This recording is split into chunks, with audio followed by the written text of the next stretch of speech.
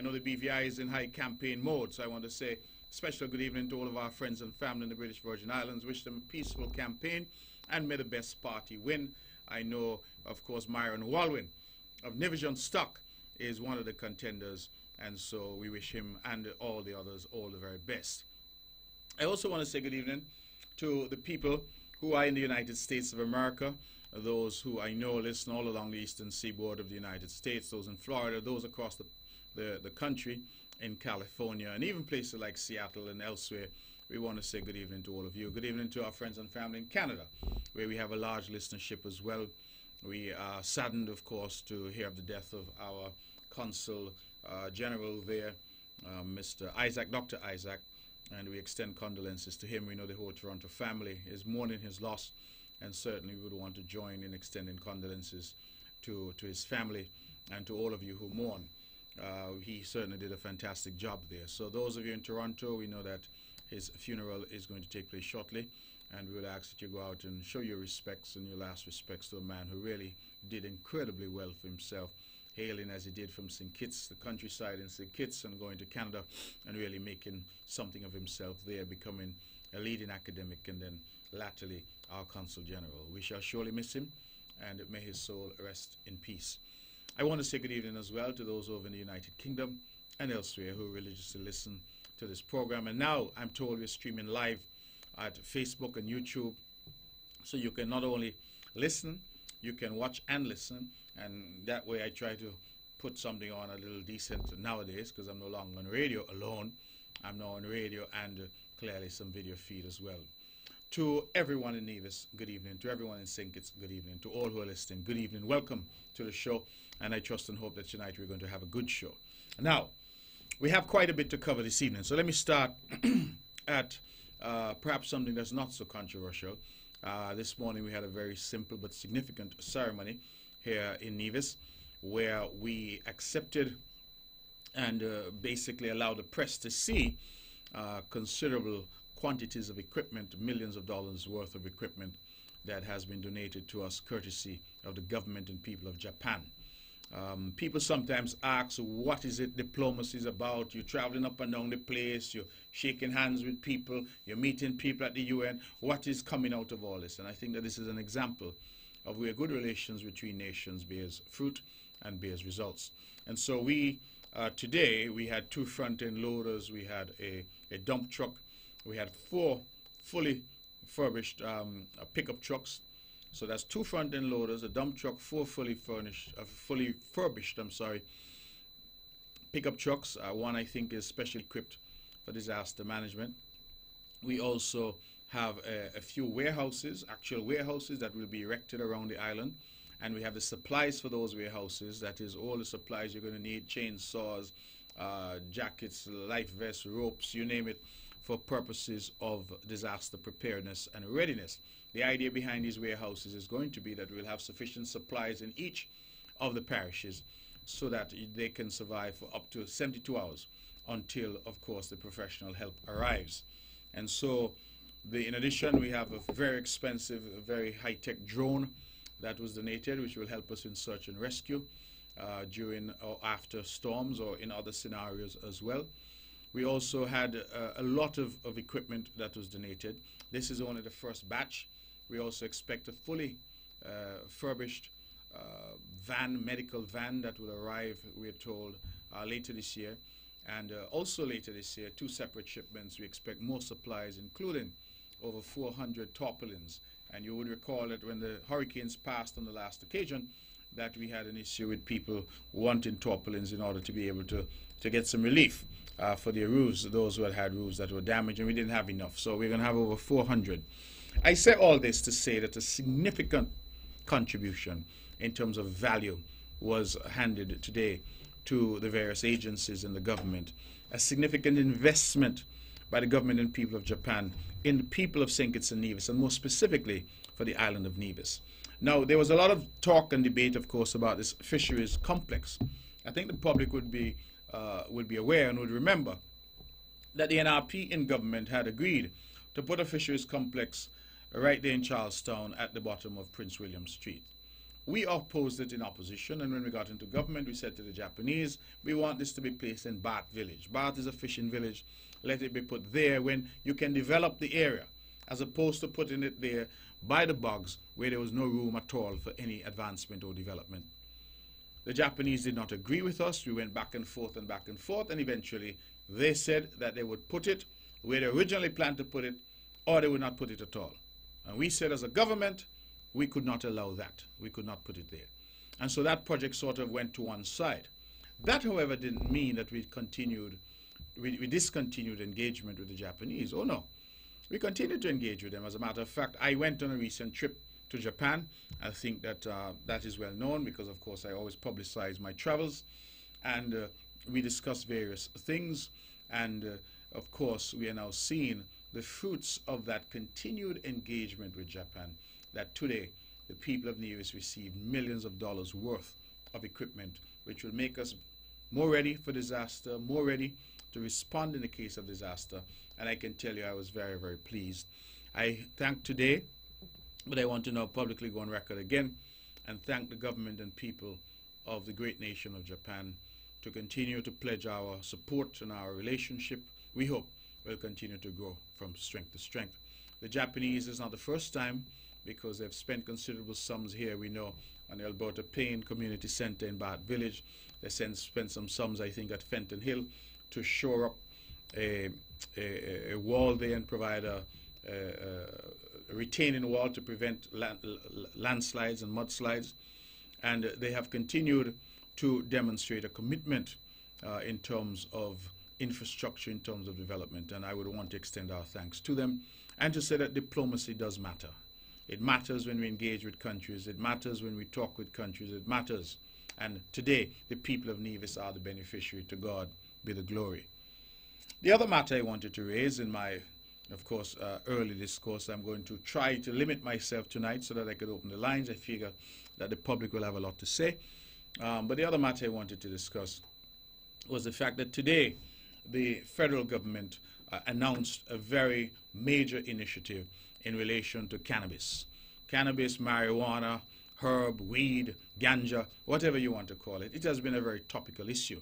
It has been a matter which even became a political football, as you will recall, in the last election cycle here in Nevis, where the Nevis Reformation Party said to you that if they were elected into the Nevis Island administration, they would legalize marijuana.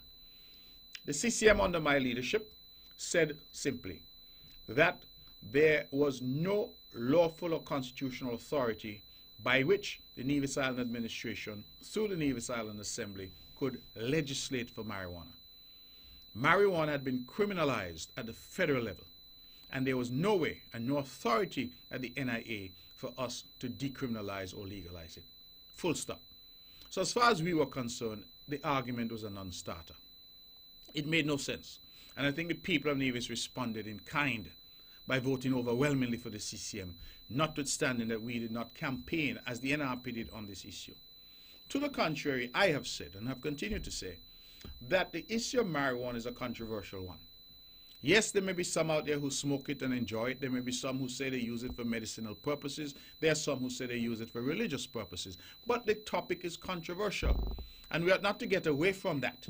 It is controversial. It is a matter which we know will excite passions. It will excite opinions. And it has certainly for all of my lifetime been an illegal substance. The United Nations, to this day, still classifies it as a class 4 classification, which means that it's a dangerous drug. We have laws on the books criminalizing the possession and use, cultivation and sale of marijuana. And so, we did not engage as a federal government, having taken office in 2015, with any hype. We did not engage with any politics. We did not engage in all the chatter. No. In 2017, we put together a commission headed by Dr. Hazel Laws, who's our chief medical officer. That commission had on it representatives from law enforcement, the police, representatives from the youth, representatives from Nevis, representatives from the church, representatives from the Rastafari community, representatives from the medical fraternity, representatives from the legal fraternity, representatives from those who deal with counseling, social services, and drug control, drug treatment and control. We had a wide-ranging commission, and that commission did its work over 15 months. They held, I'm told, some 15 town hall meetings throughout St. Kitts and Nevis. They held 8 targeted consultations with stakeholder groups. And in addition to that, they took submissions that came to them from the general public. They consulted with experts, and they had the guidance and assistance of people from different walks of life who gave their opinions to this commission. The commission, on the 10th of January, submitted their final report to the cabinet. And on Monday, in an historic meeting of the cabinet here on the island of Nevis, the federal cabinet, those findings were presented by a select group of commissioners who came to Nevis and presented their findings.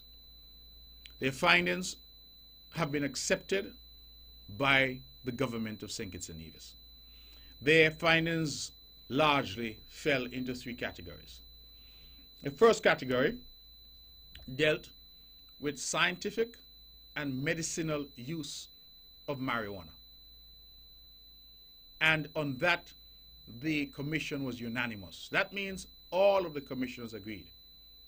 And this government accepted all of the recommendations that were unanimously proposed by the commission.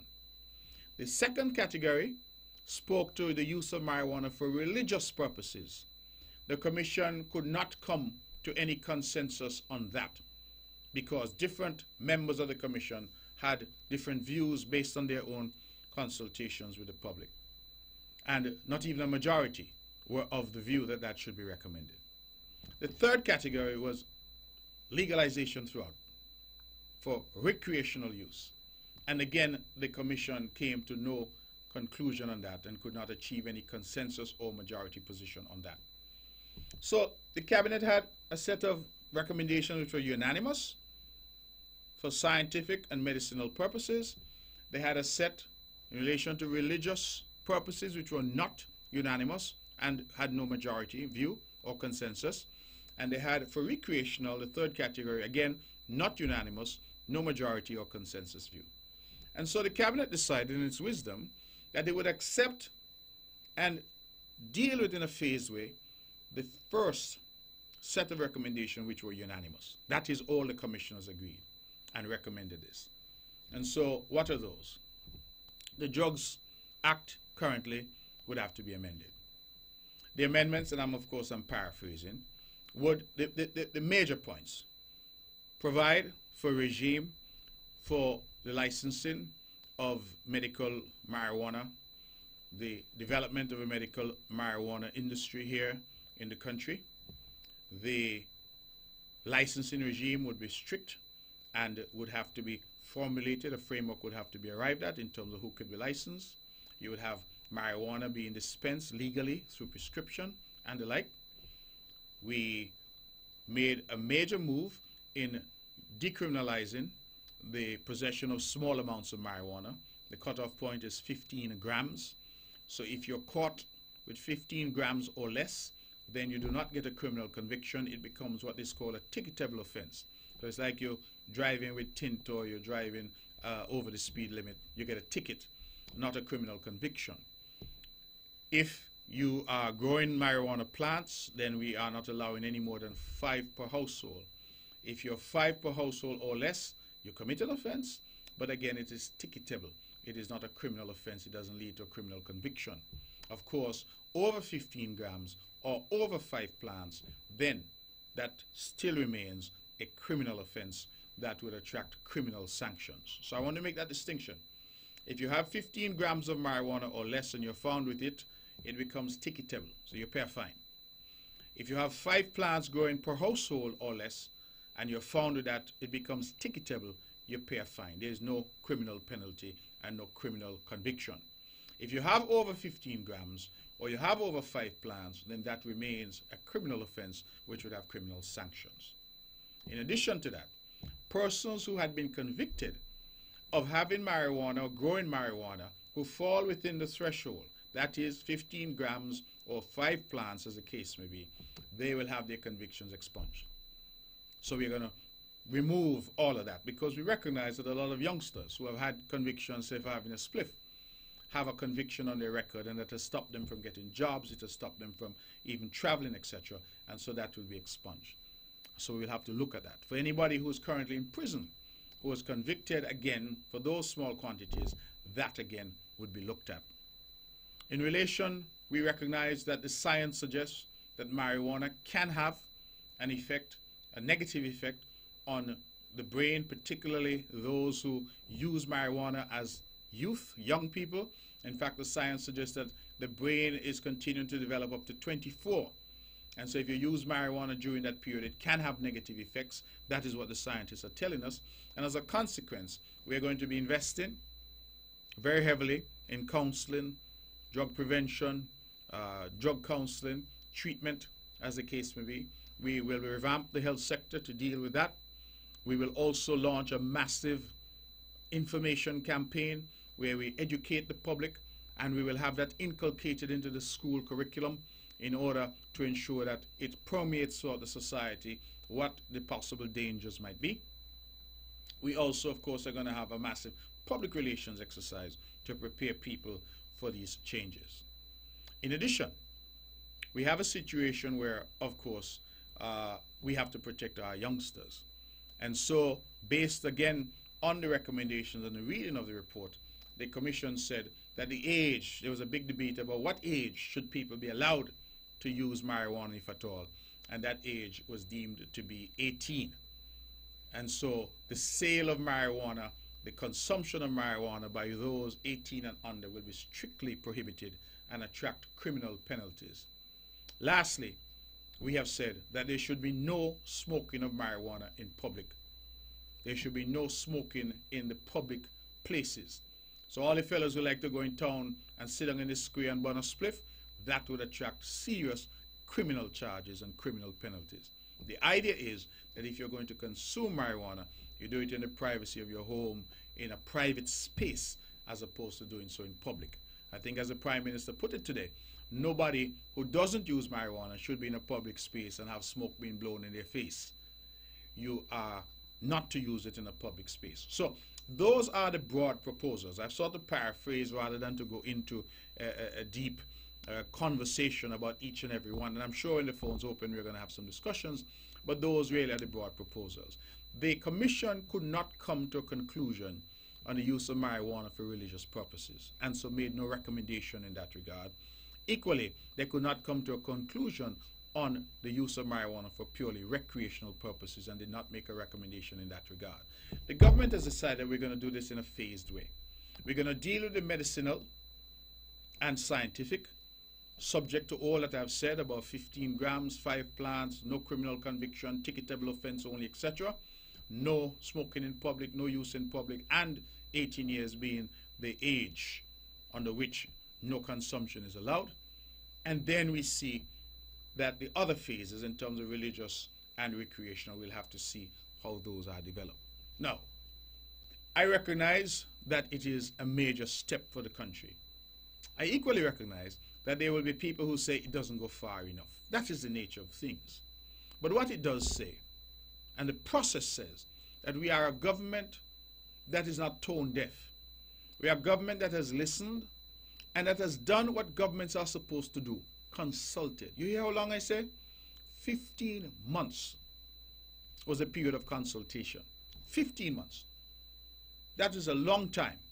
I hear some people saying, oh, this is an election gimmick. I don't know which election they're talking about, because I am not aware of any election that is due before May of next year.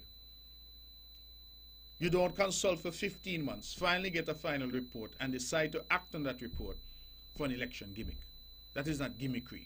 That is consultation, that is discussion, that is a government that's listening, and a government that is said, based on the recommendations of this wide-ranging commission and this wide-ranging consultation, these are the steps that we are prepared to take. Now people are asking, so I could have 15 grams of marijuana in my pocket and walk to town tomorrow. If the police hold me, I only get a ticket. The answer is no. As of this point in time that I'm speaking to you, the possession, use, cultivation of marijuana continues to be a criminal offense. And so you must guide yourself accordingly. What we have said today is that the Cannabis Commission has made a set of unanimous recommendations which the government has accepted and which the government will use to guide it to pass new legislation.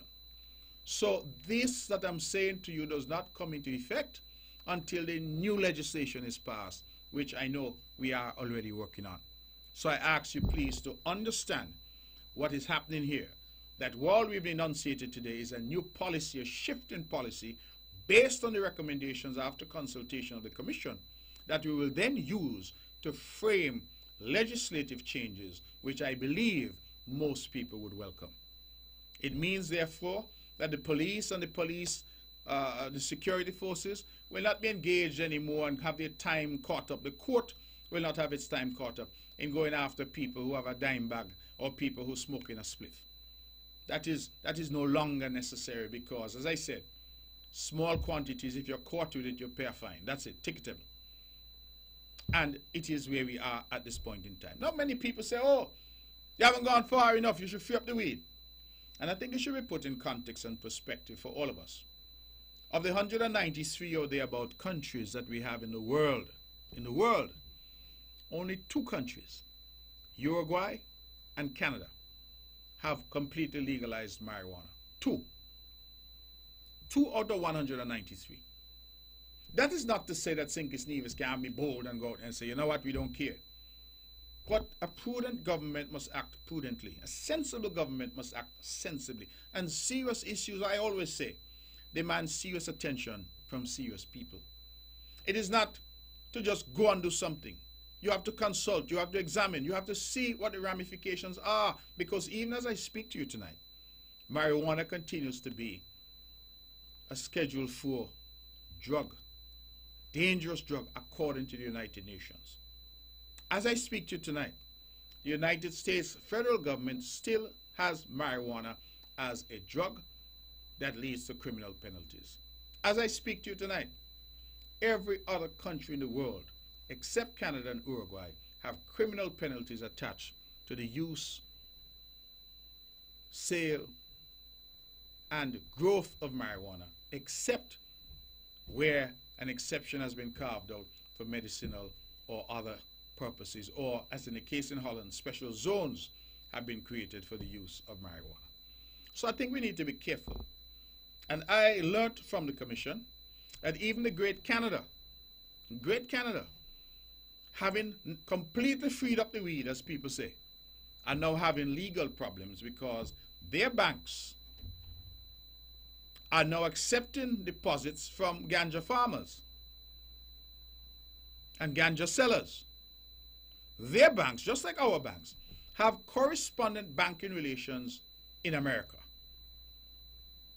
The American banks are now saying to the Canadian banks, wait a minute, what you're doing and the money that you are accepting and dealing with is under U.S. federal law a crime. You see where that is going now? You have all kinds of problems now. In accepting this money coming through the correspondent banking system, the U.S. banks are saying they are afraid that they might be committing a criminal offense under federal law. And so mighty Canada, big as they are, powerful as they are having a banking issue now in terms of how do you deal with the proceeds of marijuana. Little St. Kitts Nevis doesn't have the clout of Canada. And without any marijuana being legalized or decriminalized or anything else here, we already have threats to our banking system, where Bank of Nevis and others have come under scrutiny and been told by the correspondent banks that the correspondent banking relations will be cut. If we do not have correspondent banking relations, we simply can't do banking. We're cut off from the outside world. So I say that because I think our people need to think in a broad way, not purely based on emotion or sensationalism, not purely based on political expediency, but to think in a broad way, that when you plan sensibly. After proper consultation, you allow time to guide you, you allow the experiences of others to guide you. In the Caribbean now, when we move forward with the legislative changes, St. Kitts and Nevis becomes only the fourth after Jamaica, St. Vincent and the Grenadines, and Antigua and Barbuda. The fourth to deal with this matter in a legislative way. Even in the great United States of America, I said this last point, we have learned that states that have legalized marijuana entirely, remember, it's a crime at the federal level, but at the state level, some states like Colorado and others have legalized marijuana. And we have found that they're having a serious problem with banking, because the banking system in the United States remains a federal system. So you're making money from marijuana. How do you bank it? Because if you put it in a bank which is regulated federally, it's still a crime. And you have the potential for money laundering charges against you for the bank accepting the proceeds of crime. So it's still a complicated issue, even in the United States. A lot of people simply say, oh, you're going to make a lot of money. Tourists going to come to smoke up the weed. Yes, all of that sounds wonderful. But we have to be prudent and sensible. And as I say, serious issues demand serious attention from serious people. And it will be for you, the public, when I open the line, to tell me what your thoughts are. But I think that we took a giant step forward today. I want to go on record to commend the approach of the Prime Minister and the Cabinet and this unity government. No hype, no gimmick, no politics, just consultation, recommendations from the public through a technical commission that was wide-ranging in terms of its membership and that had widespread consultations lasting some 15 months. And we then accepted those recommendations that were unanimous. Does it go as far as some people might like? Perhaps not. But I think it goes a long distance in moving the goalposts, moving the ball, down the field and ensuring that we are moving in a particular direction. I am hopeful that the Nevis Reformation Party, the Labour Party, the other political parties, I'm hopeful that the various stakeholders out there seek to look at this and understand that as a government we are seeking to move with the times, to do things which the public, through that consultation that was done, are saying that they would like to see done. But I hasten to say that we have not done this in a scattershot approach. We have not done this in an environment of sensationalism or political gimmickry. We have not sought to make promises that we know we couldn't deliver.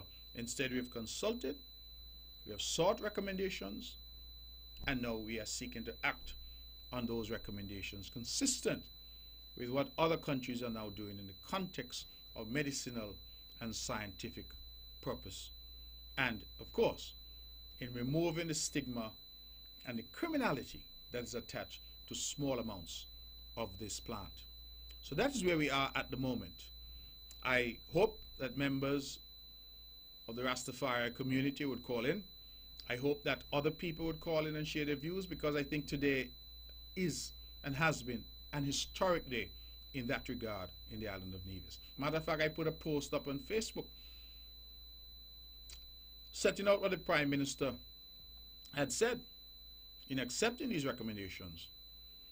And I saw tonight that I think nearly 100 people had shared that post.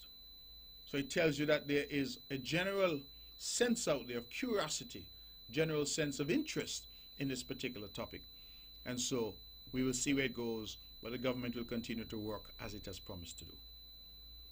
The last matter, it is now 8:30, has to do with the Right Honorable Dr. Denzil Llewellyn Douglas. Dr. Douglas was Prime Minister of this country for about 20 years. We all know of him. We all know what he has done. We all know his record. His record, he has done some good things for the country, to be sure. But at the end of the day, the electorate decided that the bad outweighed the good. And in 2015, they gave a mandate to new people, and the country therefore went to new leadership in the person of Dr. Timothy Harris, who's now our Prime Minister. Dr. Denzil Douglas became leader of the opposition. Dr. Douglas was not given a diplomatic passport for St. Kitts and Nevis. Now, I, Mark Brantley, used to be leader of the opposition in the Federation. I assumed that position when I won a by-election in 2007 after the death of the great Malcolm Gishard. I continued in that position until 2015 when the Unity team won the government and went into office.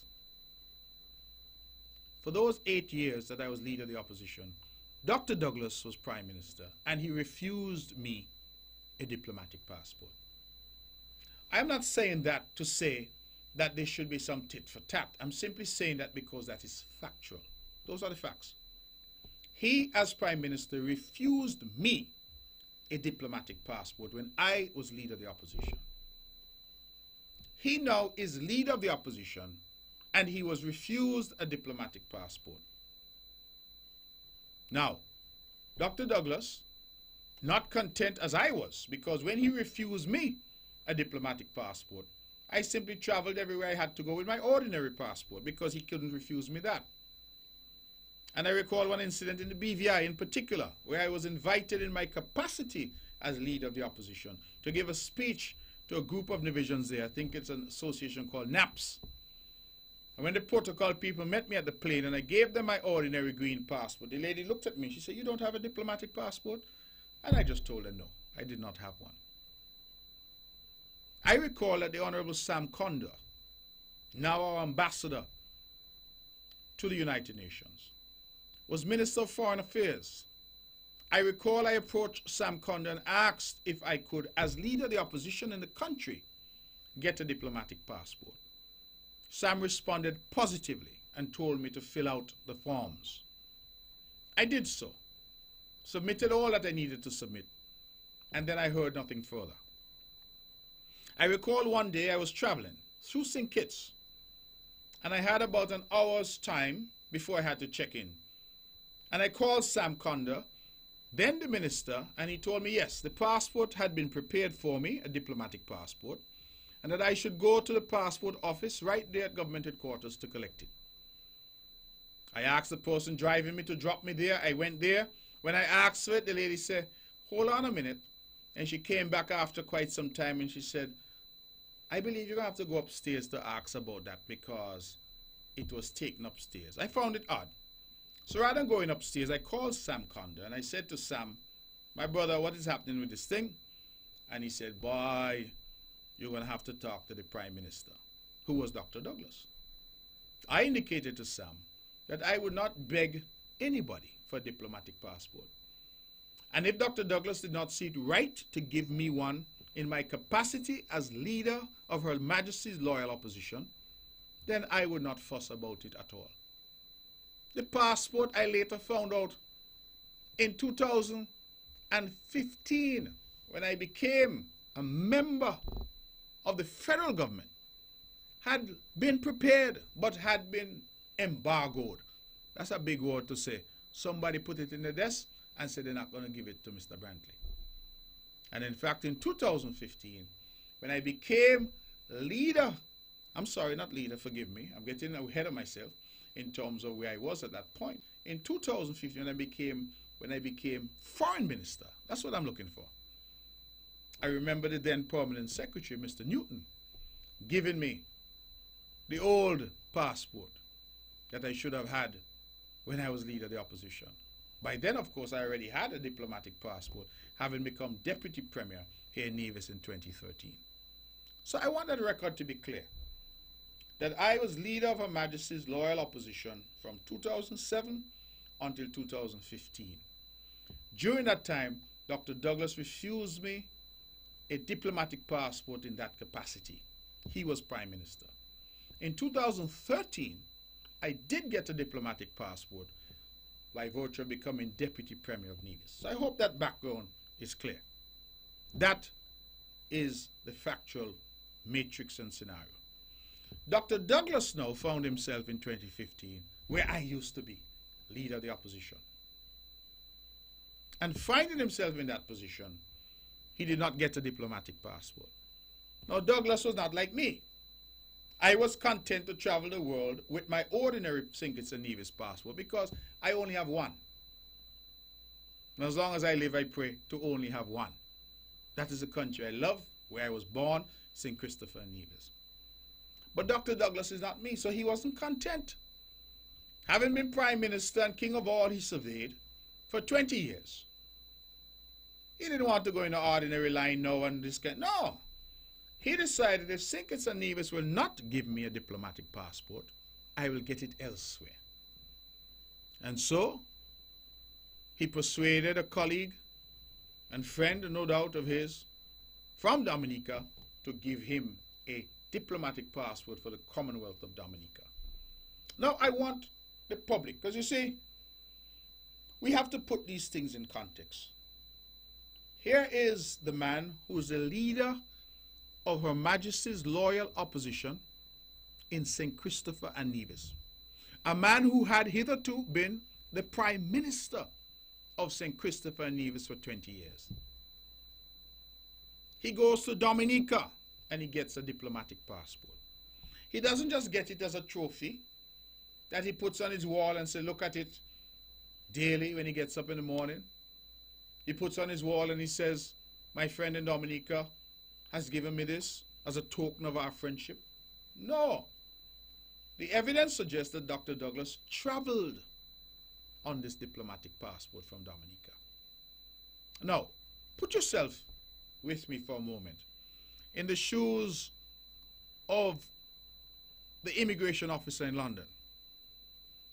Dr. Denzil Douglas gets off the plane, British Airways. He goes to the desk and he presents his Dominican passport.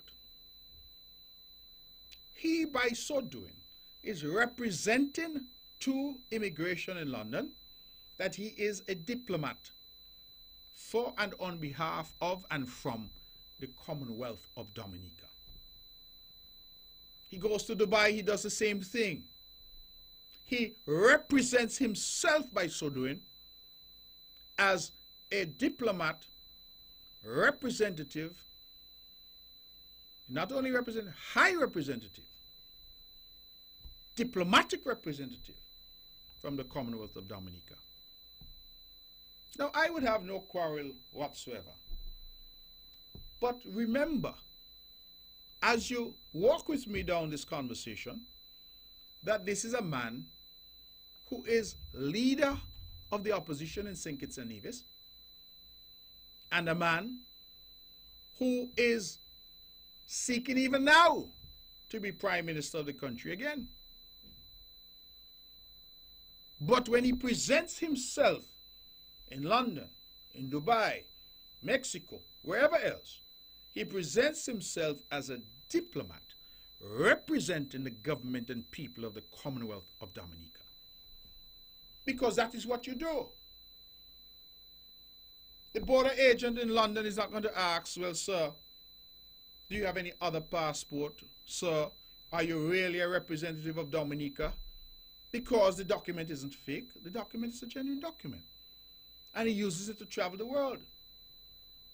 Because, you see, he did not content himself, as I did, to travel with an ordinary St. Kitts and Nevis passport, the land of his birth, and the land to which he should have allegiance and to no other.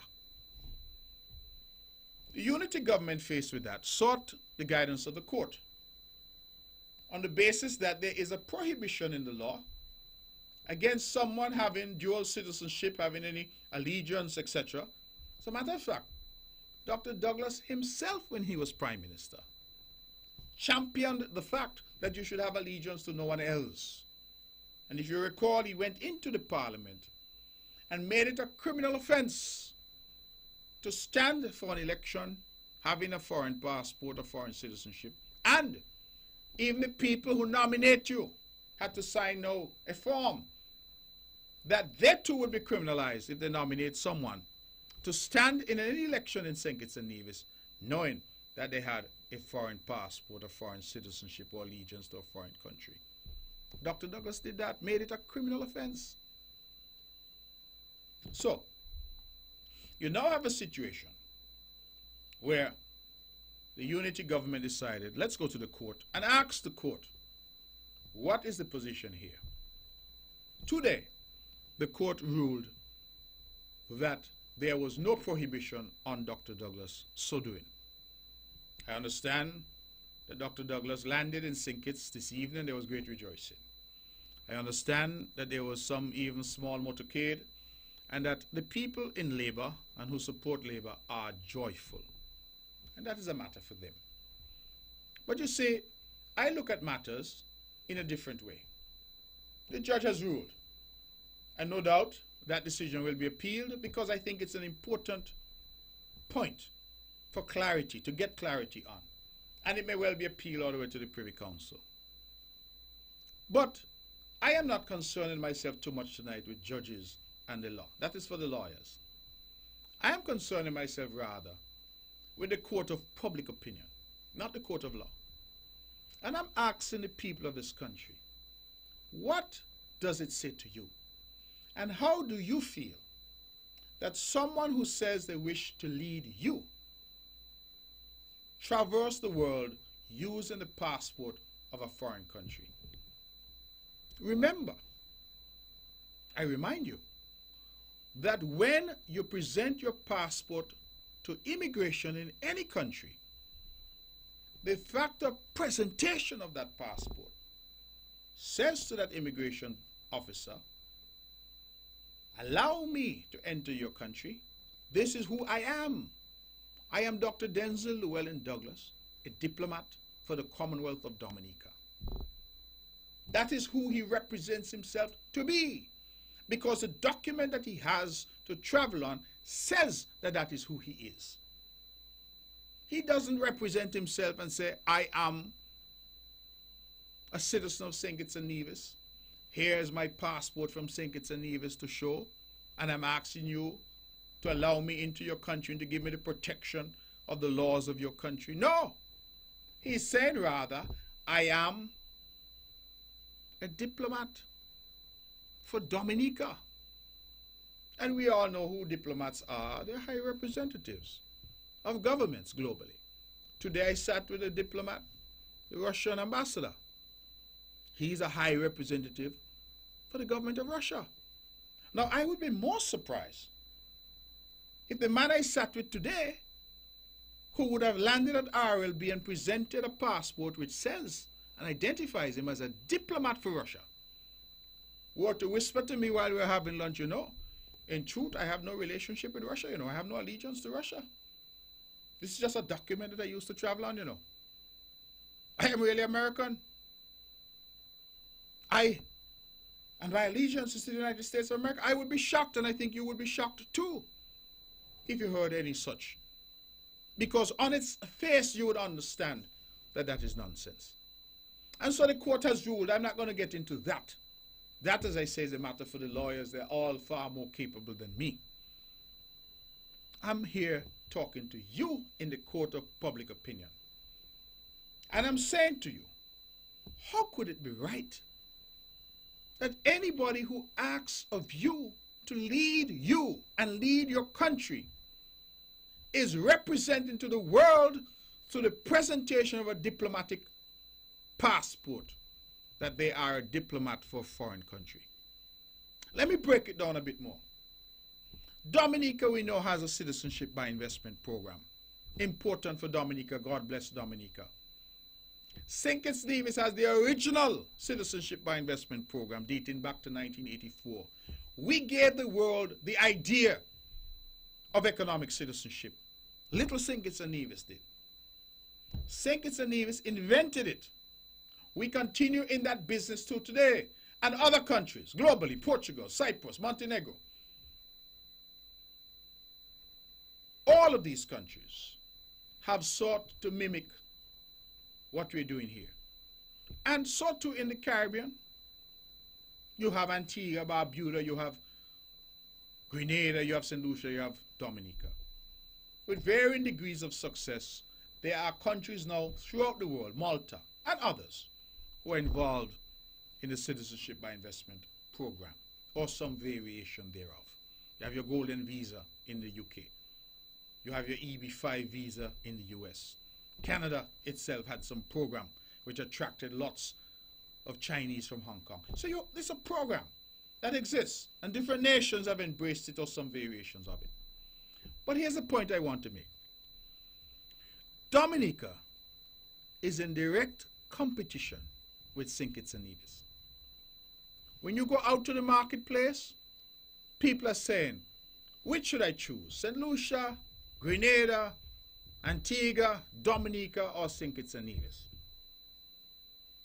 Let us put the others to one side for the moment and focus on Dominica and St. Kitts and Nevis. Here you have a man in Dr. Douglas who says to you that he wishes to lead you.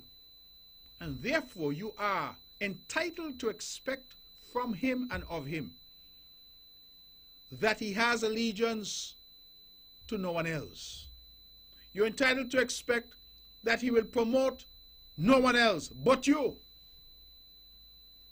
And I use you, of course, in the plural sense, meaning the country of St. Kitts and Nevis and all the people in St. Kitts and Nevis.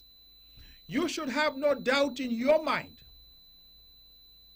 about any of your parliamentarians, any of those who offer themselves for political office, who they will promote when they go out to the outer world. No doubt. You know why? And that is why the framers of the Constitution, in my view, got it right. They recognized you could not serve two masters, just as the Bible tells us. You can't serve two masters. You must decide which master you're going to serve. And so when I was denied as leader of the opposition a diplomatic passport, I did not go and try to get one from some other country. No, I contented myself with having and using the passport that every other citizen is entitled to, what we call the ordinary passport. And I did so for all the years until I became Deputy Premier of Nevis. The courtesy was simply never afforded me. And I do not say that because I have no how should I say, no ill will or malice in saying so. I'm simply stating a fact. Dr. Douglas, in a similar position, leader of the opposition, sitting where I used to sit in the parliament, now says that he must have a diplomatic passport. And if he cannot get one from St. Kitts and Nevis, he'll get one from elsewhere. And I'm saying to you that you must, in the court of public opinion, determine whether or not you're satisfied that a person who does that is really committed to St. Kitts and Nevis. Or rather, a person in that position has mixed loyalties, is committed to the country that accorded him this high status of diplomat. You hear what I said? Diplomat. Not an ordinary citizen, a diplomat.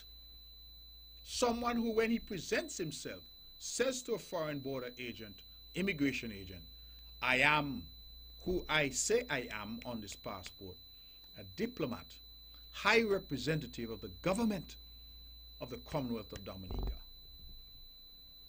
So ask yourself, how can you be a diplomat for Dominica, who's our competitor in the Citizenship by Investment Program, and still say you want to be the Prime Minister of St. Kitts and Nevis? So you're going to be Prime Minister leading St. Kitts and Nevis, but a high representative of the government of Dominica, on the other hand. You can't serve two masters. And so we must ask the question and continue to ask the question, are these the types of actions that you would expect from someone who comes to you and say they want not just to be a politician, not just to be a member of parliament, but to be the leader of the country? So the courts will say what the courts will say. Today I understand Dr. Douglas is joyous and the Labour Party is celebrating. I have been a lawyer. This year I think will make 25 years. And one thing I've learned in all those years, it is difficult to predict what a court will do. But I remind us all that there was great celebration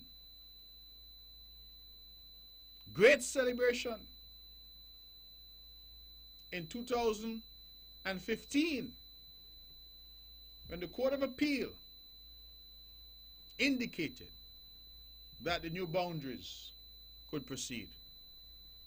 Joy. Great joy.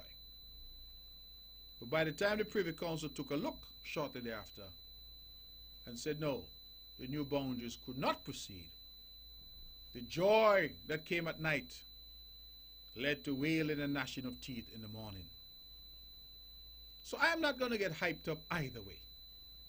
That is why we have courts of appeal. That is not for me.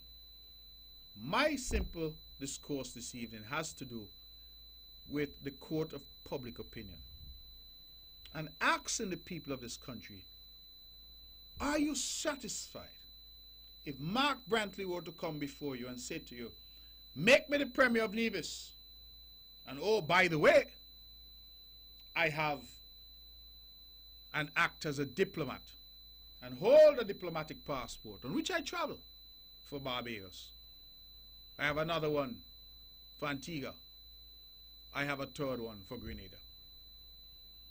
Would you be comfortable with that? And what does this now portend for the body politic? Am I, as Premier of Nevis, now entitled to go out and get from my wife's country, Grenada, Carriacou, and Petit Martinique, a diplomatic passport? Am I to say to my good friend Keith Mitchell, my brother, I've known you for a long time, could you give me a diplomatic passport so in case I travel and I forget mine at home, I could use yours? Should Sean Richards, Lindsey Grant, Eugene Hamilton, Prime Minister Harris now go to Antigua, Barbados, Jamaica, Trinidad, and say, my brother, can I have a diplomatic passport? So when I need to, I can represent myself as a high representative of your country and your government? Ladies and gentlemen, to me it is clear. There should be no doubt in your mind as to where the allegiance of your leaders lies.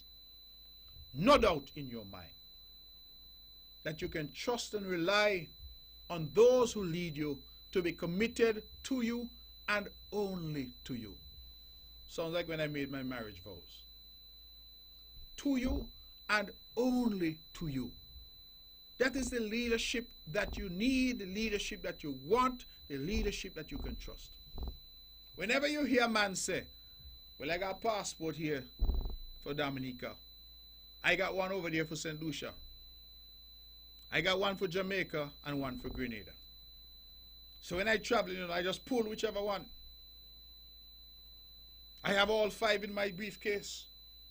So when I travel, in case the pages run out on the Nevis passport, the St. Kitts Nevis passport, I just say, man, here's the one from Trinidad. Let me in on that. No. It cannot be so. And that is why the framers of the Constitution had the good sense to say that you must have one master.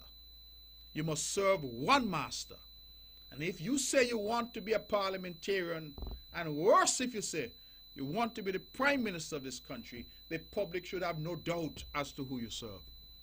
None whatsoever. So, and with respect to what kind of precedent this is setting, and whether all the people now in the Parliament in St. Kitts and those in Nevis can simply go forth and get passports, diplomatic passports for other countries. So any of the fellows here in Nevis who are not entitled to a diplomatic passport because they're no longer in government and they're no longer in the Parliament can say, go to Antigua or St. Vincent where they have a buddy and say, man, set me up with something. There's a very dangerous path down which it appears we are treading. A very dangerous path. We have to be careful. And in the court of public opinion, I ask a simple question. Are you comfortable having individuals whose allegiance you are uncertain of being your leaders? Simple. I can say tonight before God and man that I have one passport, and that is the passport of St. Christopher and Nevis. I can say tonight before God and man that my colleagues have one passport, that is the passport of St. Kitts and Nevis. You know why I can say so? Because the same Dr. Douglas not only criminalized those who would seek to run for elected office in the country who had a foreign passport and allegiance to a foreign government. He forced Sean Richards, he forced Lindsey Grant to go to Barbados and revoke their U.S. citizenship, hand it back in, so they could free themselves of the shackle of dual citizenship, and so offer themselves in service of the people of St. Kitts and Nevis. The Honorable Alexis Jeffers, the Deputy Premier of Nevis and my good friend, didn't wait for anybody to ask him anything. He went Barbados of his own accord in a selfless act and said to the U.S. government at the embassy in Barbados, thank you very much for the U.S. passport, but I must now give it back because I want to put my lot in with the people of St. James and the people of Nevis, and soon to be the people of Number 11. That is what he did. That is what all of us are required to do. If we are to offer ourselves in the service of our people and say to our people that you should sleep easily at night knowing that we have no allegiance, no conflict of interest. Now I ask the question rhetorically. If Dr. Denzel Llewellyn Douglas with a Dominican diplomatic passport in the one pocket and an ordinary passport to which he is entitled under St. Kitts Nevis law in the other pocket, goes to Dubai on one of his frequent marketing trips, and the potential investor says to him, you know, Dr. Douglas, I like the St. Kitts program, but I also like the Dominica program. Which one would you recommend? What is he going to say? And can you be sure that he will say, come to St. Kitts and Nevis because it is the best program in the world? Are you comforted and comfortable that that is what he would say? Bearing in mind that in his back pocket he has a St. Kitts Nevis passport, and in his breast pocket he's holding a Dominican passport, both of which identify him as Denzel Llewellyn Douglas. But one says he's a diplomat for Dominica, and the other says he's an ordinary citizen of St. Kitts and Nevis. You be the judge. You be the judge. Because you see, politics is not decided in courts of law. Courts of law interpret law. Politics is on the road, in the court of public opinion. And that is why I continue to ask the question. I came here tonight, I have not even read the judgment of the court today. And I've had hundreds of shows here. And you have not heard me spend the time that I'm spending tonight to speak to this matter. Because as I see people rejoicing, I say, what are we rejoicing at? What are we rejoicing for? We should seek as a community and as a society and as a country to discourage bad behavior, not to excuse it, not to seek reasons for it, but to discourage it. I've heard people say, Timothy Harris wrong. He should have given Douglas a diplomatic passport. And if he had given him, Douglas wouldn't have to go to Dominica to get one. Well, I can easily change the names in that and say, Douglas was wrong. He should have given Mark Brantley a diplomatic passport. But here's the difference. He did not give Mark Brantley a diplomatic passport. Mark Brantley never went away to look for any. I contented myself with that to which I was entitled, which is the passport of St. Christopher and Nevis.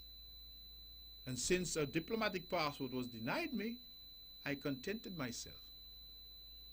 And 8 years later, I was Minister of Foreign Affairs.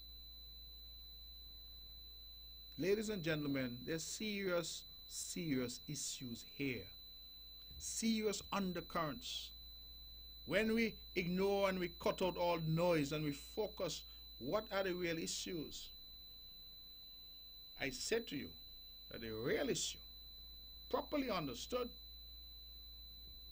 is whether you have confidence that those who seek to lead you are committed to you and only to you. That is my soliloquy.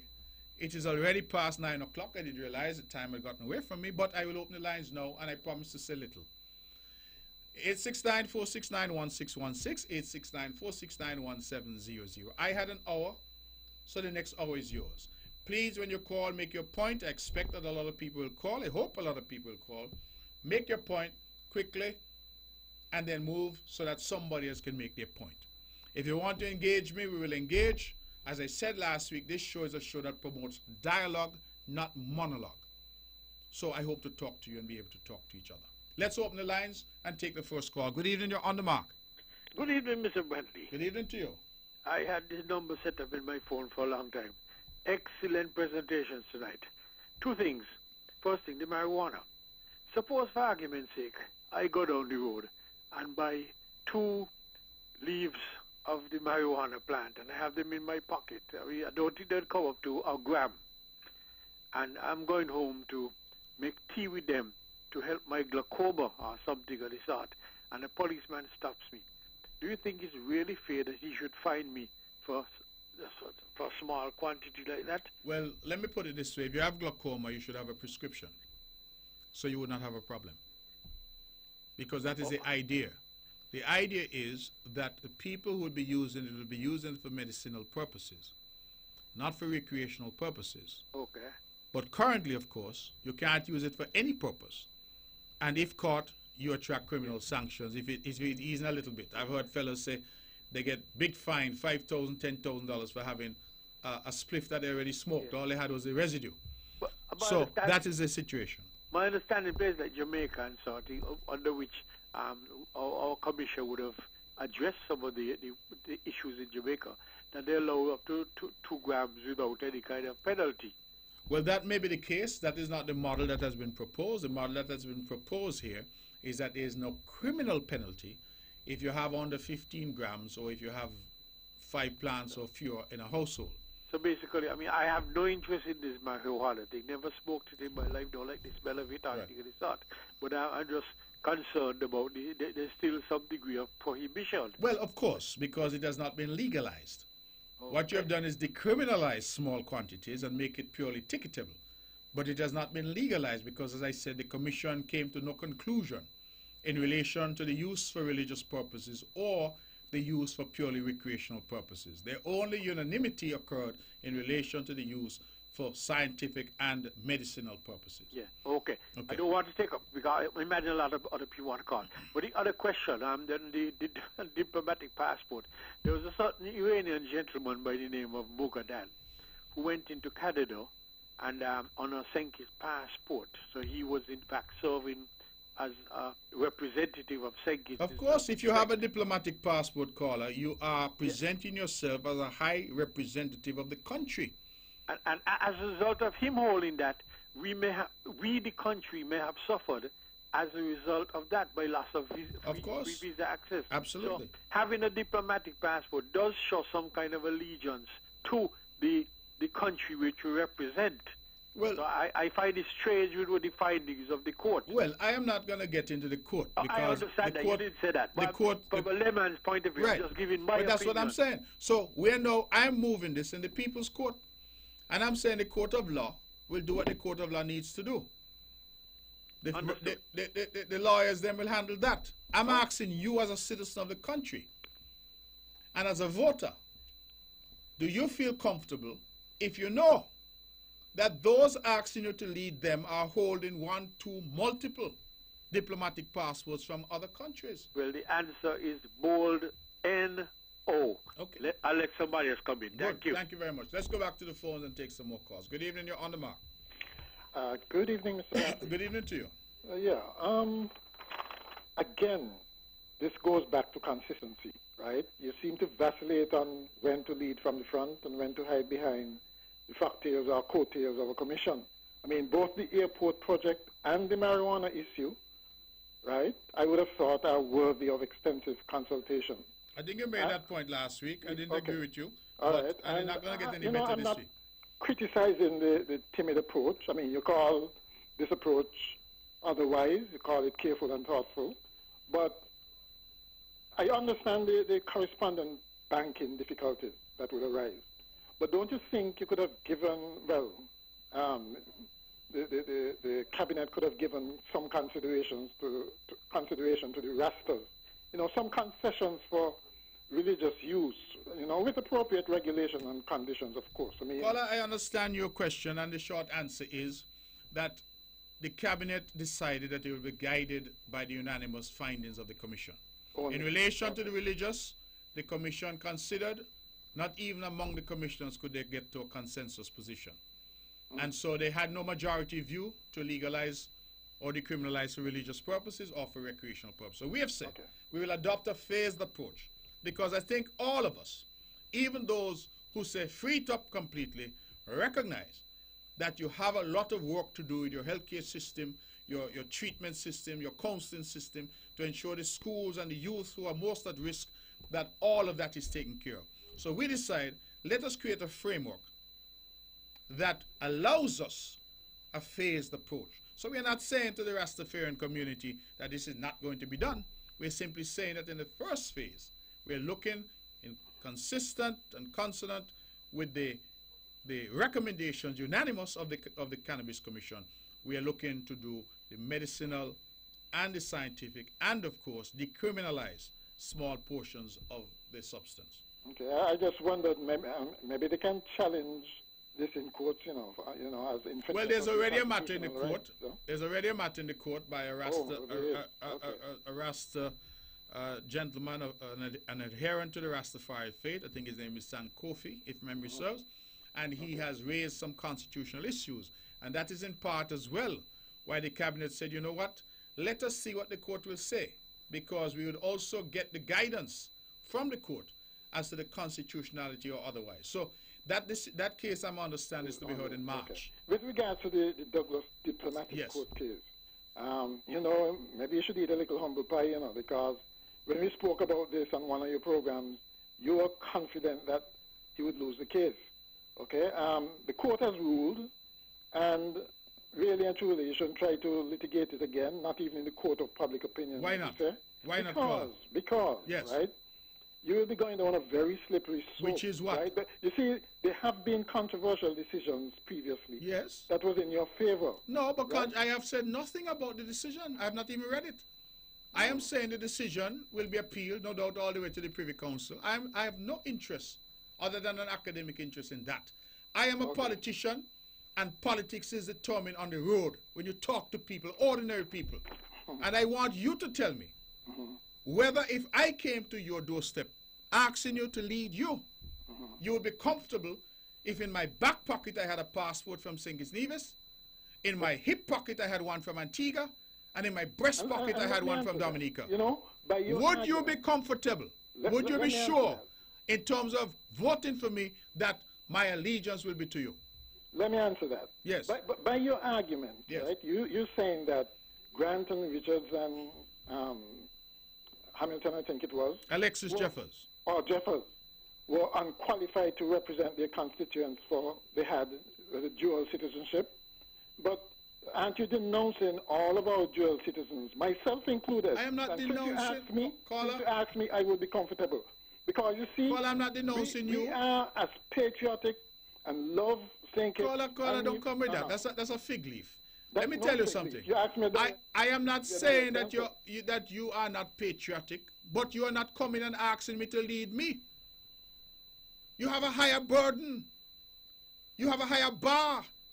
If you are asking another man, put me in charge. So Grant and Richard. Yes. So Grant and Richard, right? Yes. You don't think they should have been qualified to represent anybody? No, I don't think so. You don't think so? Okay, because right. if they got, at least you're consistent in that regard. If Grant and Richards were to go up to America, how Mark Brantley from Brown Hill knows whether they're up there representing the United States interests or mine? But you love when they come down to vote. Caller, you're mixing apples and oranges. No, we're not. No, the people coming down to vote, people coming down to vote are not asking to lead anybody. They're coming down to vote because they have a right given to them under the law. That sounds like an expedient position. I don't understand what is expedient. You can't tell the difference. Okay, but listen. You can't tell the difference. What is even more important, right? We should never have been here. You know? I mean, you all should stop acting like spoiled children, man, and give the Prime Minister, the ex-Prime Minister, a diplomatic passport. It's not just... It's not just that he was opposition leader, you know. He was the ex-Prime Minister. I hear all of that. Years. I hear all of that. But is the response when he didn't get it? I may even wish to agree with you. Give him a diplomatic passport. But is the correct response when he didn't get it from St. Kitts and Nevis for him to go elsewhere and get it? Why not? Oh, okay. Well, if that is the correct response in your view... You say this is not tit for tat. I am saying to you... exactly what it is. Caller, if that is the correct response for you, then I do not believe you represent the majority of people in this country. Okay, well, I was in that position, and I never go nowhere to look no passport. You know why? Because I serve one master, and that is the people of St. Christopher and Nevis. And I don't want anybody to have any doubt about me in that regard. Do you have... So you're telling me Mark Brantley has a doubt as to the loyalty of Denzel Douglas? I must have a doubt. You swear on the Bible. Caller, I must have a doubt. Dr. Douglas was just in Dubai promoting CBI. Who do you think he was promoting? St. Kitts Nevis or Dominica? I have no idea. And you should have an idea. That's my problem. The fact that you have no idea tells me you have a doubt too. If he's working for Dominica, you're saying he shouldn't work for Dominica. That is ridiculous. Caller, I am saying... When Dr. Simmons, for instance, left politics, he was working... But you hear what you said, caller? Caller, hang up the phone and think again. You said when Dr. Simmons left politics. When you left politics, you're a private citizen, you do what you want. But if Dr. Simmons had come to say to us, give me another term as Prime Minister, and oh, by the way, I'm going to work for a foreign government, which is in competition with St. Kitts and Nevis, I have a problem with that. Anyway, I don't understand if you don't. And I keep telling you, I enjoy my conversation with you. Just one final thing. Yes, quickly. You know, an eye for an eye leaves everybody blind. Okay? Absolutely. So we should stop practicing hardball, vindictive politics we've been practicing for decades. All right, caller.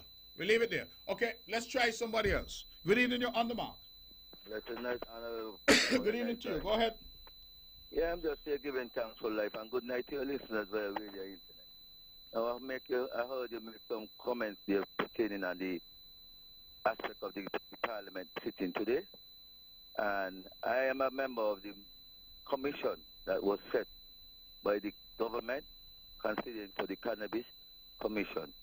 And a member heard in your Prime Minister stated that each commissioner is independent. But you state on something referencing that when the discussion of this issue had come along, it has been a controversial issue. Well, we would like to state it tonight that Rastafari is standing in foundation of the herb. We are not afraid to agitate for human rights because the herb is a part of our social, spiritual, and economical development. And we are not going to hide and play this kind of tit-for-tat game. But respect and levels go due because we must be able to understand that we come here as human beings in a balance in life and not to be as these. So we ask your government to respect Rastafari level consciously, please, because we are not here as no criminal and we are not agitating violence. But we say anytime that our rights are being trampled and we know that the Constitution said fundamental rights, so stop being hypocritical, please, because you all are trampling on our human rights. May your night go rest within the love of our ancestors. Protect and keep you all safe. He's an independent commissioner IB. I'm not about that. I'm ready to stand up against all odds, whether I'm in government or in opposition, because hypocrisy cannot fool Rasaya, Samande, Latonji, Naskalari. You all need to stop fight human rights and fight where the cocaine is pursued against all youth. You have a safe night, Mr. Okay, thank you very much. You're a member of the commission, so no doubt you would have shared your views. You're not somebody shy to say what you want to say. So you are one who recommended unanimously in relation to medicinal and scientific. We've accepted that. You could not get the other commissioners to agree, no doubt, in relation to other aspects. And so we've said, let us do it in a phased approach. Nobody is seeking to attack or deny Rastafari its rights. We're simply saying that this is a complex issue. And whilst, as I said, the steps announced tonight may not go far enough for some, I think it's a quantum leap forward for the country. It's a giant leap forward for the country. And I remind listeners again that of 190-something countries in the world, only two have legalized marijuana completely. 2, Canada and Uruguay. And Canada now, as big and mighty as they are having problems with their banking sector. So I take your view. It doesn't surprise me because I relate constantly with members of the Rastafari faith. Just today I called someone, don't know if he will call me his friend, but I certainly consider him a friend, and I shared with him some thoughts. It is something which is ongoing for me. I don't shy away from that. But I think that this issue is not so simple. People want to smoke the weed, let them smoke the weed. Rather, it's not so simple. There are serious ramifications, regionally and internationally, for decisions that are taken in this regard. And any government who simply goes down a road would be reckless and may jeopardize that government's ability to even interact with the rest of the world. That is the reality. And so while the agitation continues here, I would want people also to agitate to get marijuana removed from the UN list of dangerous drugs. Because once it is there, it creates, that becomes the norm globally, that marijuana is a Schedule 4 drug. The most dangerous of drugs, as they according to their classification. So we can have the history lessons, we can have the debate, we can have all of that. And that is good and useful that the public knows. And I have ultimate respect for Rastafari and what they believe. But we also have the reality of the situation that we have to deal with and to confront. And that is as simple as that. Let's go back. 20 minutes past 9 o'clock. We're taking your calls. Good evening. You're on the mark. Good night to the Honorable. Good evening to you. Now, Mark, I want the community government, the unity government, you know that all the time that the Rastafarian and others have a problem with the marijuana, and other countries now is legalizing it and decriminalizing it, in Antigua, across the waters, and now the government bring it to Parliament. I feel so good, Mark, because let me tell you something. I believe marijuana is an important thing for our health. And I believe decriminalize it and use it in a manner that the people can get, cure. I believe in that. But not go up and down and smoke it and blow it in people's face as the Prime Minister says, so they speak it out in Parliament. Well, Carl, I think it is clear, because we've said that there will be no smoking in public. That will continue to be a criminal offense. Yes. Now, Mark, I want to talk about the passport. Now, Mark, let me say, a president has set there for the Constitution that no Parliament representative could align themselves to a next country passport and being in the government. Being an elected candidate. You understand, Mark? So, Mark, let me tell you something. I know President done set for that. And you can't do, I'm going to question the court, I'm going to argue with nobody. Mark, as you said, I see them celebrating. Remember after the Bungie case, when they said they went to the court of the OACS, they said they were celebrating too. And can't you come to the people tonight and the opinion the people them going to give for whatsoever? Mark, I'm proud of what you're doing. You understand? You're a lawyer, you ain't going to confront the court or confront the judge about nothing. They put the thing. But Mark, unity is way ahead. We're way ahead of them, regardless of whatever you all do. In just 4 years, you all are way ahead of them, doing what you all got to do for the ordinary man and woman in the Federation, and no distraction can stop us. We're going straight ahead, Mark. Okay. Mark, I want to wish you a wonderful night. All right. If I got something to say, I will call back. Okay, my brother. It is 22 minutes past 9 o'clock. We're taking your calls at 869-469-1616, 869-469-1700. And if you're just tuned in, this is On the Mark, Straight Talk Across the Narrows. I'm your host, Mark Brantley, and we're taking your calls and getting your views. You are listening to the Eastern Caribbean's only powerhouse, VON Radio, the voice of Nevis, 860 on your AM dial or www.vonradio.com. Let's take some more calls. Good evening, you're On the Mark. Good evening. Good evening to you. Hey, Mark. Good night. Fitzroy Water here. How you doing, sir?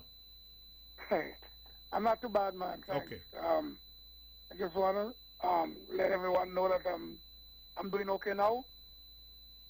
I am out of the hospital and I'm doing fine. You know, lots of folks have been asking about me, so just want to let everybody know that I'm doing good now. Okay, happy to hear that. Yeah. And wish you a speedy recovery. Yeah. How are you doing? You good? Yeah, we're good. We're having our show tonight, and of course we have some controversial issues, but all is well. All right, man. All right? Yeah, you take care. Good. We look forward to seeing you home shortly. Let's go back to the phones and continue to take some calls. Good evening. You're on the mark. Oh, Brother Mark, good evening. I finally got in. Yes, you're in. Henry here. Who is this? Yes, sir. Ivor Henry. Yes, go ahead, please. Yes. Okay, well, I'm going to disagree with you on a couple of things. I know that the court would have ruled, and I know you're looking for public opinion. But I'm going to say it, and I've been saying it. I do not believe that a person who is traveling on a diplomatic passport for ease of travel automatically becomes a citizen of that country. I do not believe that. I believe the court ruled right, and I believe every other court will rule the same way this court ruled today. Let me ask you something. Personally, I believe it's a waste of taxpayers' money. Okay, I understand that, Mr. Henry, but let me ask you something. If you have a diplomatic passport from Dominica and you present yourself to the immigration in London and you hand them that passport, what are you saying to the immigration officer? I am not saying I'm a citizen. What I'm asking, I didn't ask you what you're not saying. I asked you what are you saying. I am traveling on a passport from Dominica. That's all I'm doing. That's all you're doing. Issued by Dominica. So what does it say to that border agent? The document identifies you as Ivor Henry. Yes. Diplomat from Dominica. Do you know what it is to be a diplomat? No, I'm a diplomat representing Dominica. Yes. It doesn't mean you're from Dominica. Yes, okay, but I happy the language you use. Diplomat representing Dominica. And okay, you're that in opposition. But let me ask you. In opposition, I believe you can do that. Caller, let me ask you. So you're comfortable that someone who asks you to lead your country, St. Kitts and Nevis, is out there representing themselves through documentation to be a representative of a foreign country? You're comfortable with that? Okay, let me answer the question this way. Yes. I would not be comfortable if I am the premier of this country or the prime minister and have a diplomatic passport for myself and still carrying another person's diplomatic passport. So you're not comfortable if the prime minister does it, but you're comfortable with the leader of the opposition doing it? No. Hear what I'm saying? Yes. There is no need for me to have it because I would have already have one from St. Kitts and Nevis. No, so that is not that. No, caller. No, caller. It is not a question of whether you already have one. You may have one, and if I'm understanding your logic, you could have 2, 3, or 4, because you're saying it doesn't matter. No. No, you're not gonna have 2, 3, or 4. Why not? No. Why not? You will only have a diplomatic passport in this case for ease of travel. That's what it is. That you don't have to stand up in line. Oh, caller, you're saying for ease of travel. I'm focused on what the presentation of that document says about you, and says to he who's at the border receiving you into a foreign country. And you have said, that when you present it, you present yourself as a representative of Dominica. That is what you said to me, and I agree with you. But you can do, but you can do that as an opposition because you can seek work outside of being a parliamentarian. But it's not a question of work, caller. What does this have to do with work? Yes, you can. If Dr. Douglas is going to London, on a brief holiday, and he presents his Dominican passport, I don't know where this work come in. It has nothing to do with work.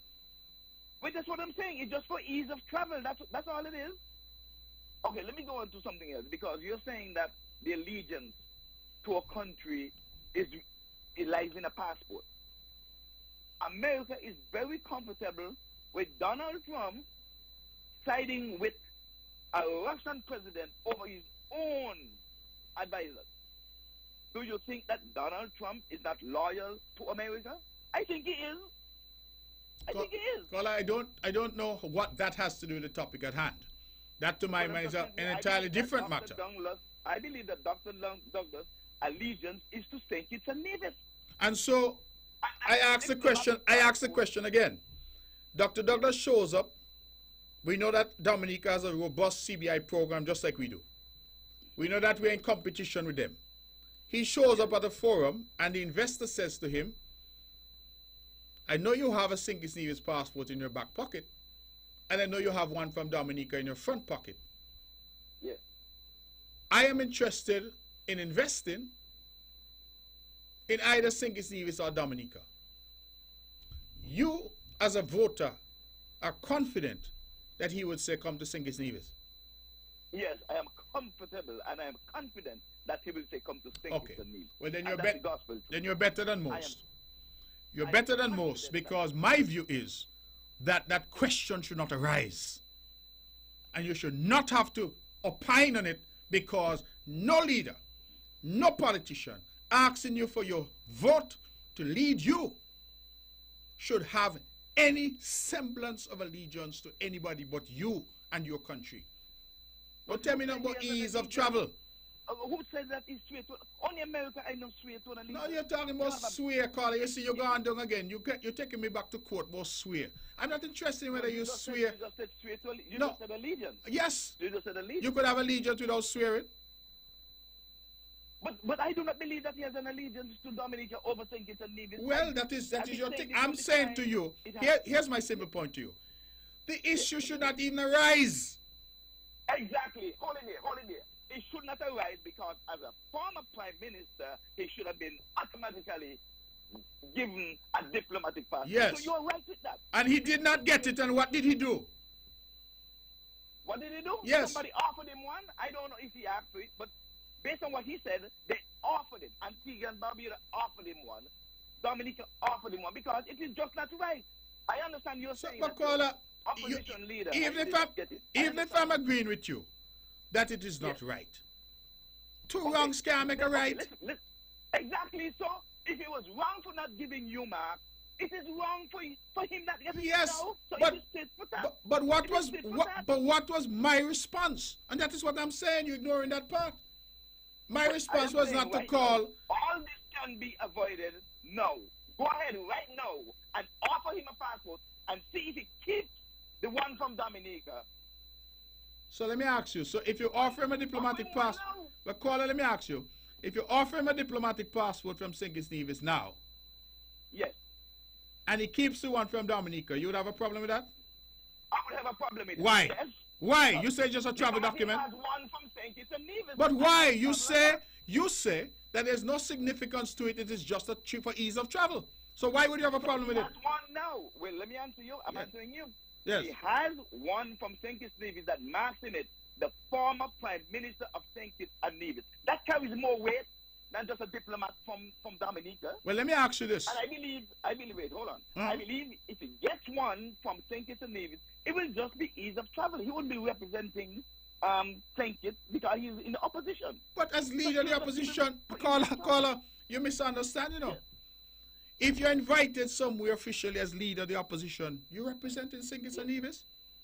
So why not give him one then? But I'm saying to you that you are conflating the arguments. Let us say, for example, let us wait a minute. Let us say, for example, you say the diplomatic passport is only for ease of travel. Kittitians and divisions now need a visa to go to Canada. You agree with me? Yes. Okay. Yes. If Dr. Douglas is given a diplomatic passport in St. Kitts and Nevis, and Mia Mottley in Barbados says, you know what? Bajans do not need a visa to go to Canada. So for ease of travel, Dr. Douglas, I will give you one from Barbados as well. What would be your position? If he as a former prime minister can get one, and they offer him one over there and he can travel with it, I said take it and travel. Okay. You're not representing Barbados. So you have no difficulty then with him having two diplomatic passports from two different countries? No. Oh, no. If he already has one, no. He would have to say, I do not need it. I already have a But I just gave you a scenario. I said with the Barbados document, he can enter Canada without a visa. With the St. Kitts Nevis document, he needs a visa. You are saying it's only for ease of travel. So what is to stop him then from getting one from Dominica? Wait. No. Hear me now again. Let me answer you this way. as long as he has a diplomatic passport from St. Kitts and Nevis, Yes. that's the only diplomatic passport I want him to have. Okay. I don't care where he take it. All right, caller. Thank you for your contribution. Appreciate it, spirited. Don't agree with you, but I understand your point of view. Let's go back to the phones. Good evening, you're on the mark. Let's try and be patient. Ladies and gentlemen, let's go back. Good evening, you're on the mark. Greetings, Mr. Brantley. Yes, greetings. And how are you, man? I'm well, brother. Mr. Brantley, the passport case, I would like to hear what another judge have to say on a matter like that. With the marijuana issue, the government, I would say, is making a good step in the sense that having a marijuana commission had its survey and come up with findings. The government now make its step. But one thing I would like to ask Mr. Brantley, anyone caught with less, with 15 grams or less, or 5 plants or less, Yes. will not have a criminal record. No criminal charge. Only a ticketable Yes. offense. What's that? What's a ticket? So just like a traffic offense. If you park on the yellow line, you get a ticket. You don't get any crime, a criminal charge or any criminal conviction. So, what wouldn't I get a ticket for? Because if it's 15 grams or less, which is good, no problem, or 5 plants or less, no problem. But why the ticket? Well, because we have not legalized it. Okay. What the commission has recommended is that we decriminalize small amounts, and small amounts they have defined as 15 grams or less, or 5 plants or less. Okay, I understand. Right. That. So now, under the current law, Yeah. if you have 5 grams, half a gram, how much ever, you get a criminal charge, a criminal conviction, you face jail time, and we all know people who have had their lives damaged as a result of that. I understand that. So they're saying now, if you have a small quantity, it is not legal, but instead of it being criminal, you just get a ticket. So that is the difference that is now being proposed. I understand the difference, but I still would have loved that ticket to be removed, because in this sense, I will still be getting the punishment still, because Yes. I don't know what the amount of ticket would come to. Well, I mean, all I'll of go get that will ticket. come, because Eh? that is why we said today that we will need to have further discussions to now build out what we have committed to doing. But it is the recommendation of the commission which we accepted, and it is a first phase, as we have said. I agree. I said it's a good step, but when I really look at the ticket, it caused me a little meditation. You know, why the ticket? Because getting a fair share, it's something to look at. Well, it is. I mean, we understand, as I said, Yeah. this is an issue that we would have not everybody agreeing, because I'm telling you, there are many people who are saying even the step that we're taking is too far. So we understand. Okay. Yes. We will have that. We will have those critics. Exactly. We will have those critics. It's a fair game. All right? So you continue to be strong, Mr. Brantley. Okay. Thanks, and brother. stay focused. Appreciate it. Cool, Let's go man. back to the phones. We have about 25 minutes left. Good evening. You're on the mark. Good evening, Premier. Good evening, my brother. How are you, sir? I'm well, thank you. Oh, all right. I'm glad to hear that. Mm-hmm. Mr. Premier, you know, on this issue about the passport, right? Mm. You said that the court ruled today in favor of the former Prime Minister. Yes, that's. I have not seen the judgment, but that's what I'm advised. Okay. Well, we know that sometimes one court would pass a certain decision on an issue, and another court sometimes overturn it, right? Yes, of course. So, for me, personally, I'm not hyped over anything. I would want to wait for the appeal and probably taking it to even to the Privy Council. And then, if the good gentleman is able to prevail there, then in terms of the legal aspect of it for St. Kitts Nevis, that would be settled. Yes. But it would create another issue, and that would be whether people in Parliament from here on then would be able to have dual citizenship and still be in Parliament. Because it seemed like that was one of the issue before, that you couldn't hold passport for other countries and be in Parliament.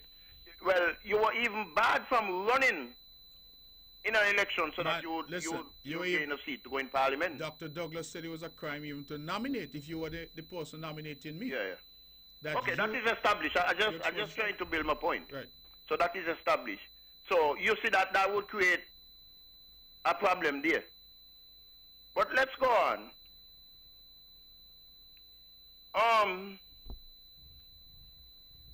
You know, like I said, even if the person is able to succeed at the highest level, I still see that it might create some legal problems. Not so much so here in the Federation, but when this person travels. And I'm talking about anybody, not only Mr. Douglas. I'm talking about anybody, especially with the state of affairs in the world today. Because we know that when you travel to any countries, the immigration and customs, they do some vetting, they vet you, right? And there's a reason why they vet you. And what I have found is that they want to get as much credible information from you as to your identity, who you are, especially in these times. Now, I believe that other people hold diplomatic passport for countries other than the one that they was born into. But I also believe that it has to be made abundantly clear as to the country of origin where this person came from.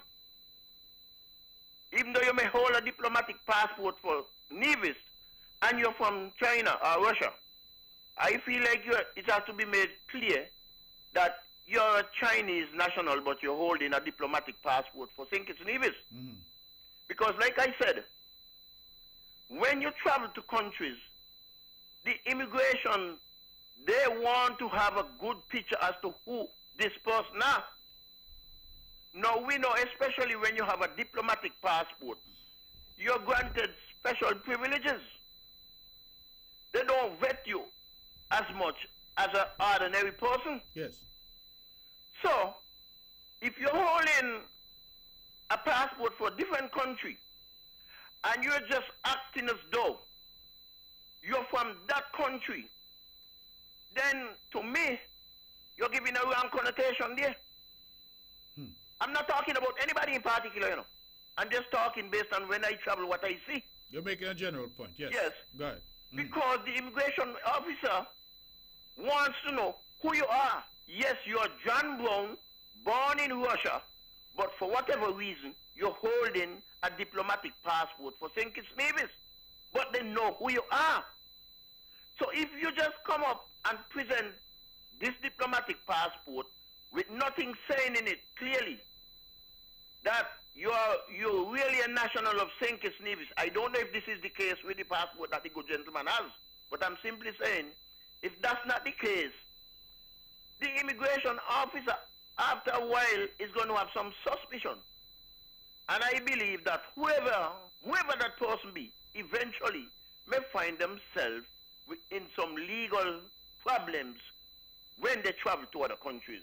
Okay. Good night. All right. Thank you very much. Let's stick with the phones. Good evening. You're on the mark. Hello? Hello? Hello? Hello? Yes, you're on the air. Go ahead. Yeah, good evening, Mr. Brantley. Thanks for taking my call. In my opinion, I think Dr. Douglas has sacrificed the common man in St. Kitts Nevis for his own good again. If this is allowed to stand, it will be a problem for common people, regular people around the Caribbean. Because government's going to look at it and say, if you could go willy-nilly get passport whenever you want to get it, they're going to cause hardship for people, especially if I think it's needed. So I think once again, Douglas has sacrificed all of things are needed for his own good. Thank you. Okay, thank you very much. We have about 20 minutes left. We're going to take as many calls as we can. Caller, you're on the air. Hello? Hello? Hello? Caller, listen to the phone, not to your radio or your computer. I listen to the radio. Hello, good evening. Good evening. And the fourth anniversary, right?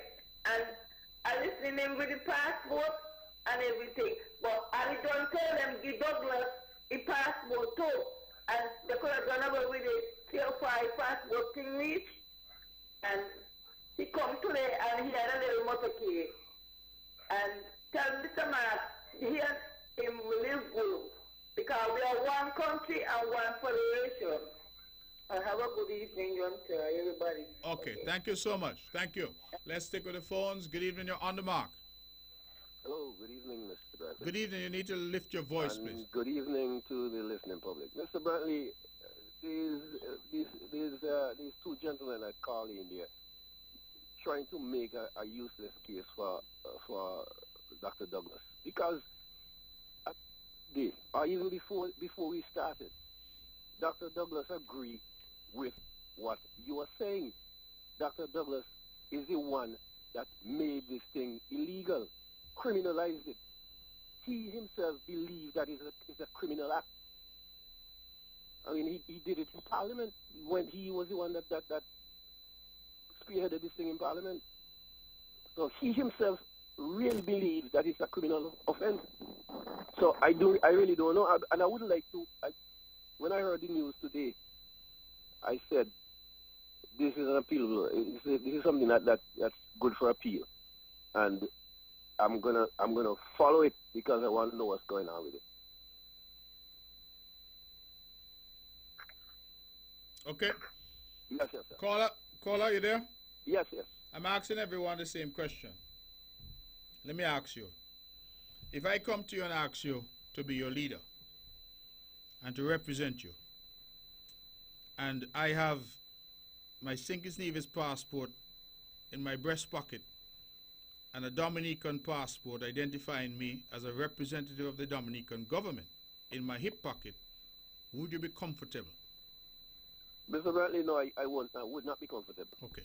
All right. All who stammering to say that to say whether they're comfortable or not, I think they're not being truthful. All right. Good. Yeah. Thank you.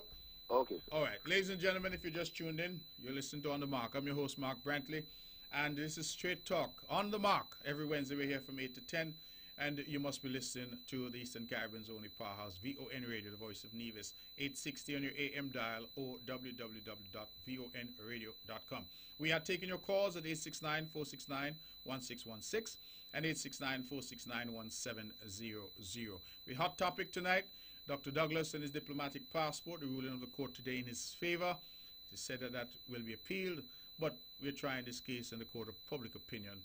And, of course, the declaration today about efforts to be made in relation to marijuana and marijuana use, the decriminalization of small amounts of marijuana, and the development of a medicinal and scientific research basis for marijuana here in St. Kitts and Nevis, and the other big issue, the massive amounts of equipment, including 2 front-end loaders, dumper truck, and 4 motor vehicles, pickup trucks, fully equipped. We also have drones and other equipment being donated today by the Japanese, and for that we're welcome and very grateful. Let's go back to the phones then and take some more calls. Good evening, you're on the mark. Yes, good evening, sir. Good evening to you. Yes, I'm listening to the discussion. But I'm not as smart as a lot of your callers, but just a question or two. As the Minister of Foreign Affairs, do you know if the former Prime Minister, the Prime Minister before the last one, do you know if he had a diplomatic passport? If Dr. Simmons? Yes, sir. I would assume he did. Okay, but you're not sure? I don't know, but I would assume he did. Okay. And I hear you asking a gentleman. I think sometimes we sort of, lower the bar for certain people, depending on your standing, I guess. But I think it's unfortunate that we find ourselves in this position as a federation. Now, if I just to paraphrase, I think on one hand you could swear allegiance, on one hand you could acknowledge. Of course. Am I correct? Yes. And I don't think, if I understand it correctly, it are not the same. No, swearing involves a formal act. Right. You take a Bible and you swear allegiance. It's the same that you get the document. I'm sorry? The result turn out to be the same. Either you swear, I acknowledge. Yes. So, what's the difference? You swear, but and if you don't swear, but you acknowledge, but you have the document. Yes. Is there really a difference? The end result is not what counts. Well, in my view, that is the case, but that's a matter, as I said, for the courts and the lawyers. My question is that we're not talking about an ordinary citizen. We're talking about someone who's leader of the opposition, and therefore, as leader of the opposition, the next prime minister, in the sense that you always look to the leader of the opposition as the person who, if his party were to win, becomes the next prime minister, right? So let us take the English context. You have Theresa May as prime minister, or Jeremy Corbyn as the leader of the opposition.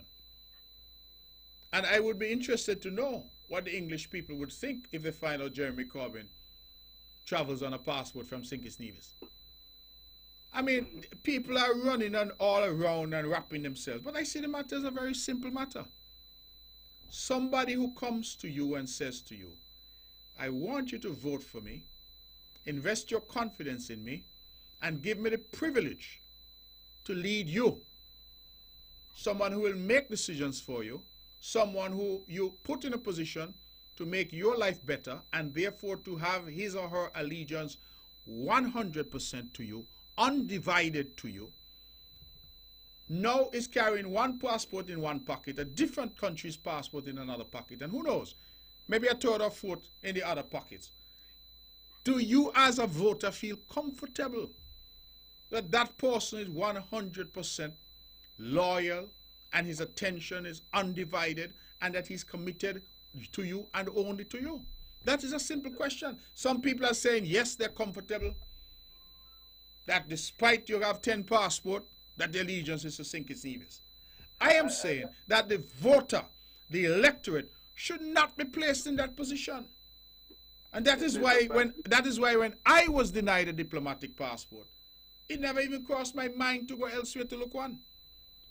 Well, I think some people, because of, whatever allegiance, fail to kind of understand where you're coming from. And I totally understand what you're saying. Because at the end of the day, if what I'm hearing in the news is so, that what the former prime minister is representing, it has to pose a problem to us as a people. Because if we in a marketplace selling something,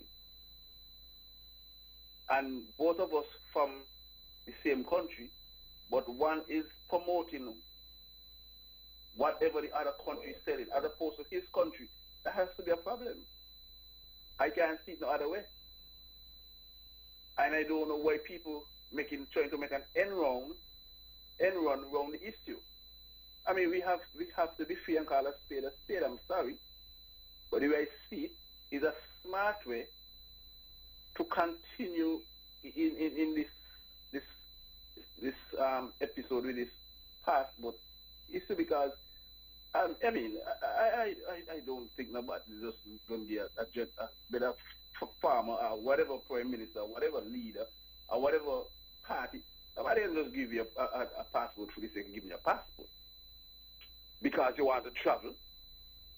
Well, that's what they're saying. I don't believe that. They're saying just for ease of travel. I don't understand what that means. Matter of fact, you can go to more countries in the world without a visa and therefore ease of travel than with a Dominican passport, with a St. Kitts Nevis passport. So, you know, I am not understanding, caller, this ease of travel argument. Continue to divide people and confuse people instead of the truth. He made a mockery out of the whole thing. But I may also congratulate you, and people must understand you can't get everything. It is no way when you're bargaining, you can't get everything what you want. So in terms of this commission that was in place, and I think I hear you say that you decriminalize a certain aspect of the recommendation that was made. Mm-hmm. But I mean, people, you can't please everybody. But we was at a position, we was at one place. We now moving to different places, and people must appreciate the effort that is being made. It's no way to come out 100% getting everything that you want. Anytime you try to, you know, bargain and put things forward, right, there are going to be some issues that you're going to agree on, and there are going to be some issues that you can't agree on. Okay. But at least the ball is moving. The ball is moving. And it has not moved.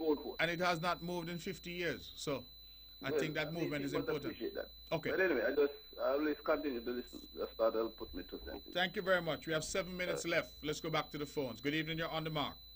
Good evening, Mr. Bradley. Good evening. You see, this is a reason why I could never vote for a Caribbean court.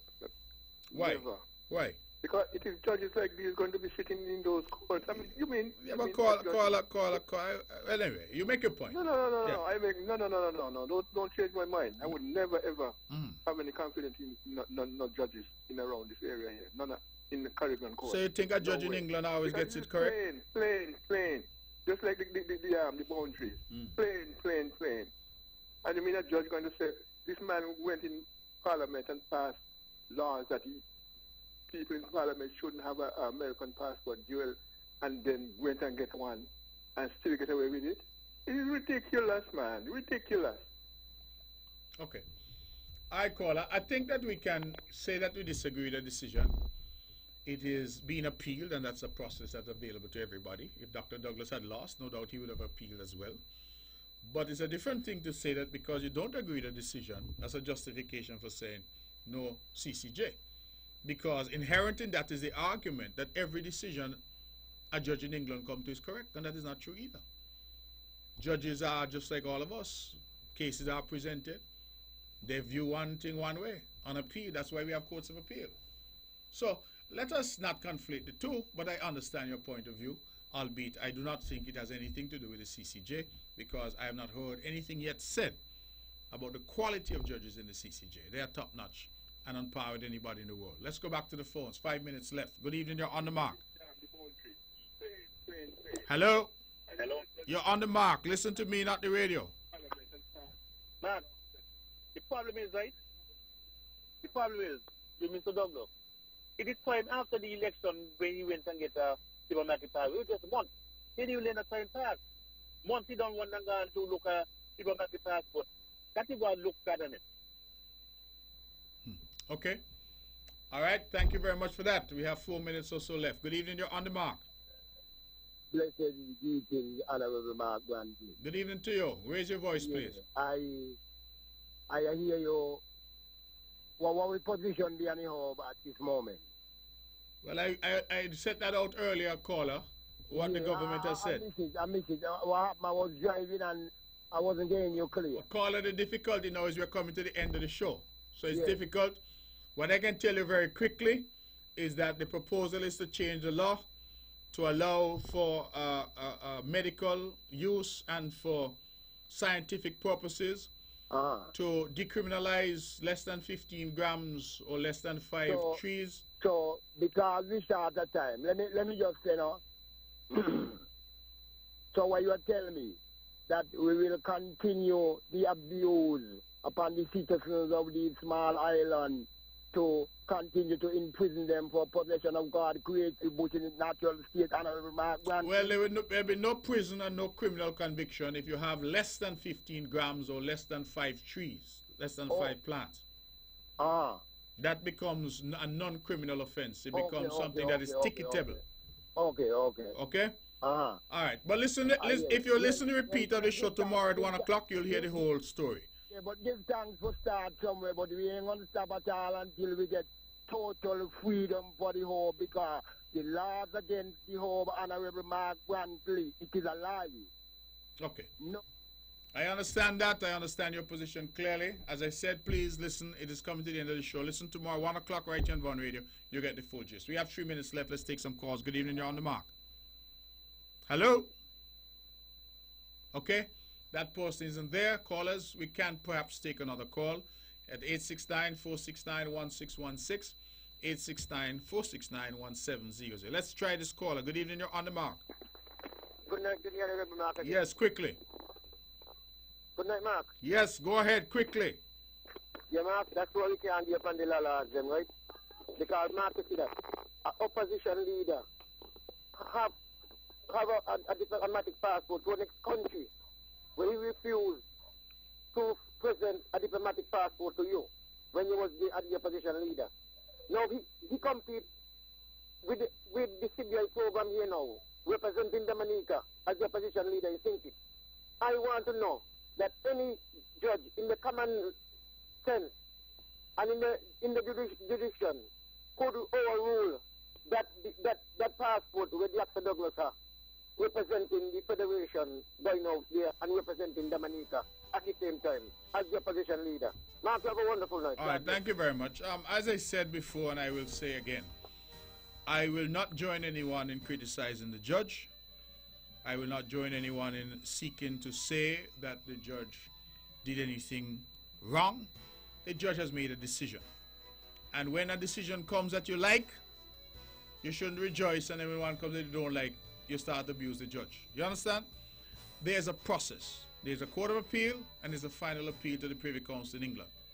I do not believe you should conflate the two, because if they go to the Privy Council in England, the Privy Council says that this judge is right, what will you then say?